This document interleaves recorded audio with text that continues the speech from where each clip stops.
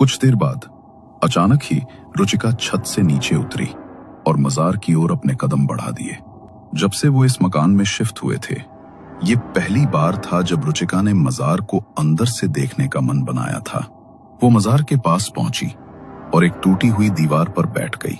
आसपास कोई दिखाई नहीं दे रहा था, लेकिन मजार पर चमेली के फूलों की चादर और अगरबत्तियां जलती हुई नजर आ रही थी। लगता है अभी कुछ देर पहले ही कोई यहाँ पर ये सब रख कर गया है।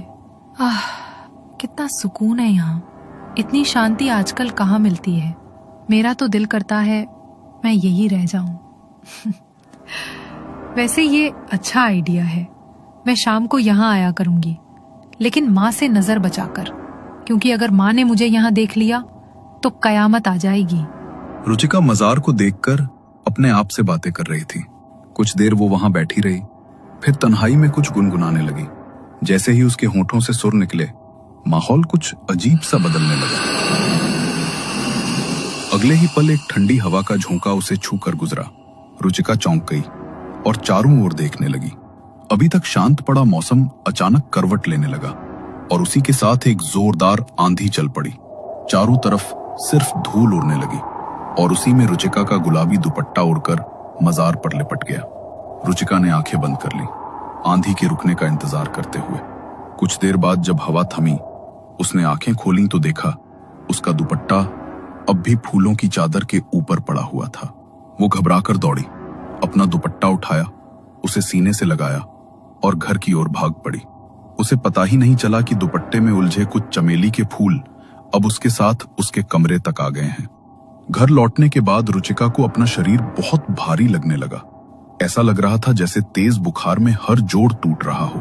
उसने थर्मामीटर निकाला, टेम्परेचर चेक किया, लेकिन नतीजा देखकर हैरान रह गई। टेम्परेचर बिल्कुल नॉर्मल था। बुखार तो नहीं है, फिर अचानक मेरी तबीयत को क्या हो गया है?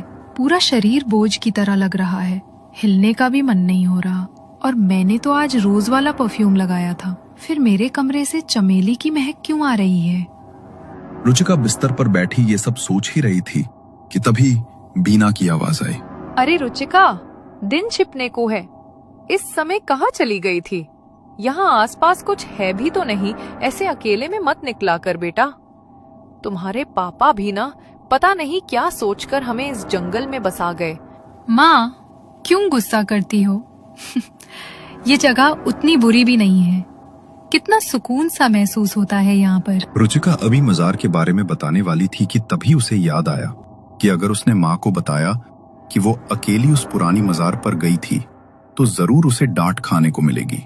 इसलिए वो चुपचाप बात बदल देती है।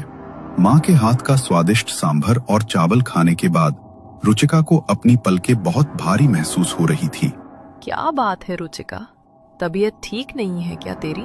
और तू बैठे बैठे झपकियां ले रही है। नींद आ रही है तो जाकर सो जा बेटा। हाँ माँ, मैं भी यही सोच रही हूँ। थोड़ा आराम कर लेती हूँ, तबीयत ठीक नहीं लग रही। आंखें खोलने की भी ताकत नहीं है ऐसा लग रहा है। रुचिका अपने कमरे में चली गई। बिस्तर पर लेटते ही कुछ ही पलों में वो गहरी नींद में डूब गई। आधी रात का समय था, कमरे में सन्नाटा पसरा था। रुचिका गहरी नींद में थी, तभी उसके चेहरे के भाव बदलने लगे।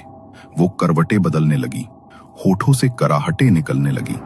ऐसा लग रहा था मानो किसी अदृश्य शक्ति ने उसके शरीर को अपने कब्जे में कर लिया हो। वो बिस्तर पर छटपटा रही थी, उसकी सांसें भारी हो चुकी थी। कुछ देर बाद अचानक सब शांत हो गया।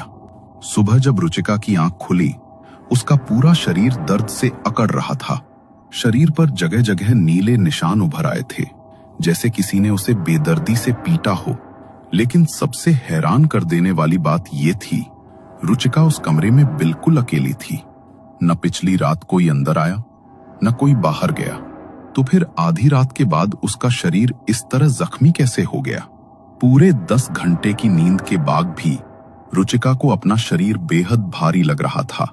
आंखें खोलने की भी हिम्मत नहीं बची थी। नहा लेती हूँ, थोड़ा फ्रेश फील होगा।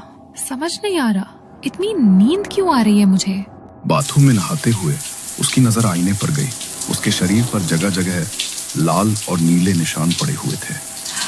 हे भगवान, ये कैसे निशान है? क्या करूं? माँ को कैसे बताऊं? और अगर माँ ने मुझे गलत समझ लिया तो? रुचिका एक अजीब सी उधेड़ बुन में फंसी हुई थी। नहाने के बाद उसने जल्दी से कपड़े बदले और कमरे से बाहर आई। माँ कहाँ हो आप? पता नहीं क्या हो रहा है मुझे, तबीयत बिल्कुल ठीक नहीं लग रही। अरे बेटा, क्या हो गया तुझे? डॉक्टर के पास चले क्या? माँ, अपने हाथ की चाय पिला दो ना, उसी से ठीक हो जाऊंगी। डॉक्टर की जरूरत नहीं है। रुचिका अपने कमरे में जाकर फिर से बिस्तर पर बैठ गई। थोड़ी देर बाद माँ चाय लेकर उसके कमरे में आई। रुचिका, तेरे कमरे में इतना अंधेरा क्यों है बेटा? पता नहीं माँ,